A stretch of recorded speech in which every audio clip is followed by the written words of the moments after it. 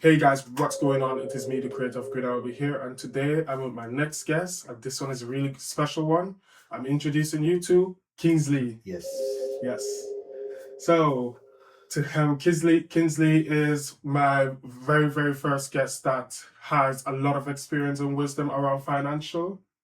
Yeah. Yeah, and I would like to do a quick run with you. What has been your biggest experience in financial burdens, like whether what was your biggest struggles, what would be your biggest takeaway be for those who are actually struggling financially? Yeah. Thank you for having me here. It's great to be here. Basically, in the world of finance, I've not really struggled much because I studied accounting and Okay. I'm very good. I'm very meticulous in my spending, so that has guided me all through my life. Mm-hmm. And what I usually do is to plan my way out at the beginning. Yeah. Basically, you need to have your budget, Mm-hmm. walk yourself around your budget, Yeah. and make your expenses plans. No Yeah. impromptu spending. Mm-hmm. And you have to be very meticulous in whatever you do. And that has been my way of navigating my finances all through my life. And I haven't had issues along the line on this one. So that's basically it. I'm sorry about this one. No, it's all right. The music is great. Love that nostalgia. Yeah. Yeah. So that's it basically. So everyone need to own his or her own finances. Yes. You need to have that accountability. You need to have that ownership. That way you'll be able to plan yourself properly because you need to know what your bills are, what your daily spendings are, what your weekly spendings are, and Mm-hmm. what your monthly spendings are. So Yeah. at every point in time, you already know, oh, this is what I'm going to spend, this is what I'm going to earn, and this is what I'm going to save for future investments. Yeah. And that's where you have ownership and control of what you spend.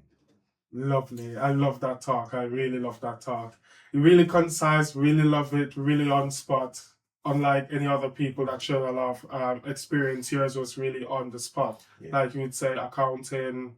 I mean, you first of all, you mentioned that you studied accountant. Yes. What was it like getting in there? It wasn't difficult per se because I love numbers from childhood. I already know I'm going to revolve around economics, finance, Yes. accounting. So Accounting. because of the fact I love numbers, so I had to choose accounting Yeah. because it resonates with me. Actually, my dad is a businessman, Mm-hmm. and growing up, I used to go to his shop to make sales. Yeah. And from there, I started counting money, counting numbers, and having this idea of, oh, I'm I'm gonna lean towards this. Yeah. So when I finished my secondary school, it was very easy for me to make that choice to read accounting, and I went through it and graduated, became a chartered accountant, and yeah, Yeah, that's really great. That's really great. yeah. And after finishing accountant, was that in the UK the whole No, it time? wasn't in the UK. It was in my home country, Nigeria. Oh, Nigeria. Yeah. So what was it like in Nigeria back then when you did accounting, and what was it like moving up here to the UK?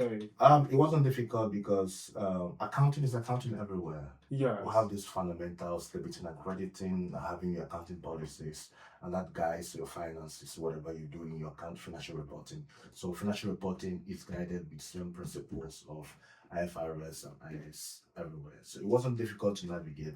The only thing that a bit difficult for me was I had to start writing the ICAW exam when I got to the UK. Oh, okay. Yeah, having qualified in Nigeria, my ICANN, that is the Institute of Chartered Accountant of Nigeria, Mm-hmm. is not recognized in the UK. Oh. So when I migrated, I had to ask questions, I had to read about FCA and ICAW. Yeah. And I felt ICAW is the better for me. So I Mm-hmm. had to start writing the exams and Yeah. hopefully You just get through I it. just get through it so that I'll be more qualified, more recognized to practice or to work in the UK.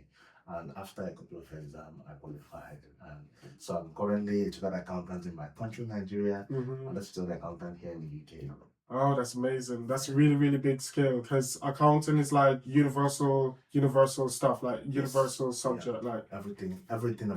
is everywhere. Yeah. Just the same thing, debit, credit, knowing the assets to buy, what to spend, and what account to credit and account to debit. It's the same thing everywhere. The same Yeah. principle, the same governance. And that's really crucial for today's world. That's really important to have that kind of skill, accounting. Yes, it's good, yeah. Yeah. So in terms of let's say someone is struggling with debit or credit, what would be your biggest advice, your biggest takeaway be? No, it's a principle. All assets are debited Mm-hmm. and all liabilities are credited. Yeah. All expenses are debited and Yes. all incomes are credited. Once you understand these basic fundamentals, Mm-hmm. you won't have problem in your accounting and your reporting, basically. Perfect. Then there's something I didn't mention. You asked me about how can someone navigate his or her way out when Yeah. she's in debt. Mm-hmm. So basically, before you get yourself in debt, you must have missed some basic principles. Yes. And that is not being meticulous with how you spend the money. So for you to be very meticulous on spending money, first of all, you need to know what you are earning.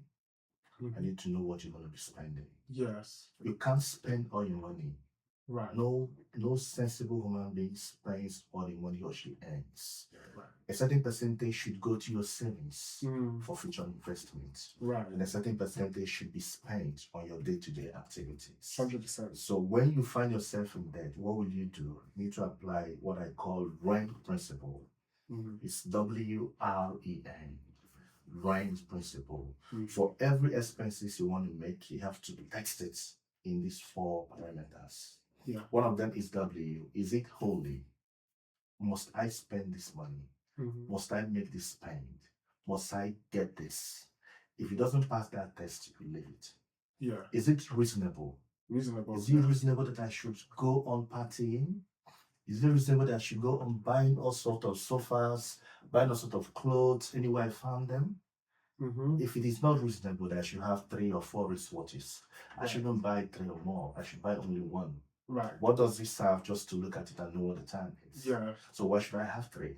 Mm-hmm. So at that point, you're being extravagant. So you're not reasonable. Right. So if it is not reasonable, you stop it. Right. If it's not exclusive, that is the third one, E. Yeah. Exclusiveness means I can't do without this. Okay. If I don't have it, I won't live my life. If I don't have it, I won't breathe well. If I don't have it, I won't be happy. Right. So if your expenses or whatever you intend to spend your money on is not exclusively meant for you to exist, Mm-hmm. then I shouldn't spend money on that. Right. So if you put it on that test, if it doesn't pass that test, of course, we're not going to spend that money because it's not exclusive. What are some of the exclusive expenses? Of course, your house rent. You have to live in the house. Right. You have to eat on a daily basis. Right. You have to drink water. You have to wear clothes. Those are exclusive expenses. Right. That if you don't spend on them, of course, you are not existing. Right. That's So true. that is the third one. The next one is N, necessary. Yes. Is this thing necessary? Must I go on eating burgers all the time? Must I go on visiting friends at all times? Mm-hmm. Must I go on doing a sort of thing that will take money from my pocket? Mm. If those things are not necessary, then you shouldn't spend them. Right. So that is the principle that I have used. And I've always told people that I know, try to apply this principle. It's going to help you to get out of debt. It's going to help you not to even get into debt in the first place. Mm-hmm. And the moment you find yourself into debt, it's still going to help you to come out of it. Yeah. That way, you'll be able to spend your money meticulously, spend your money carefully, have ownership of your spendings, have ownership of your personal finances, and you should be able to have some money left. Yeah, thanks. That's perfect. I love that factor. This is something I've never heard from anyone before. So that's what I know when Kingsley, the person who I last interviewed about mental health, he recommended me and said that you're really a genius when it comes to accountant, great financial tips. And I never heard this WREN before. Yeah, that's my principle. That's your principle, and it only comes from you, like it's owned by you. Yeah. W stands for holy. Holy, so holy. WHOLY. Yes, holy. R is reasonable. Reasonable. E is exclusive. And N is necessity. So if my expenses at one point in time doesn't pass this strength test, I shouldn't spend it. Don't spend it. No for me. Perfect. I love that talk. Yeah, that's really, really great. I love that factor. And yeah. So yeah, how did you develop with the WREN? in the first place? Like, how did that? Okay, so it's actually a principle in taxation when I was in the universities. Mhm. So we use that to assess the taxable and non-taxable expenses when you're applying for your corporation tax and all of that. So I had to, when I come to realize that that is something good, Yeah. I have to apply that in my day-to-day life. Mm-hmm. And from then onwards, it has become part of me. Right. So basically, that's where I got it from, and I've been using it from then till today, and it's really helpful. Really. Yeah. I'd say that's the biggest takeaway for everyone to adapt that, the WREN method. Really important if you're really struggling, and not just struggling, before you even think about applying for any type of loans or stuff, stop and think, follow the WREN method, and then after there, you can decide the final decision, 100% guaranteed, whether you can or cannot go ahead for that application. That's it. And that's the biggest factor. I will be noting that WREN. I would write that on my notebook all day long. This is something really cool. Yeah, it's going to help you. Really. Yeah. And lastly, just before we're coming into an end now, my last question is, do you have any shout outs, or you don't mind doing any shout outs? So I'm going to give a shout out my friend Penina. Penina is a friend that I've met in the UK that she's been really good to me, and she helped me to navigate the whole struggle here in the UK when we first moved. Mm-hmm. Another friend I'll give a shout out is Kelvin Philemon. Kelvin is the founder of Ujima Radio. Yeah. Yeah, he's a friend. He's been a really good friend to me, and just like a dad to me in the UK. Very nice, wonderful, easygoing person.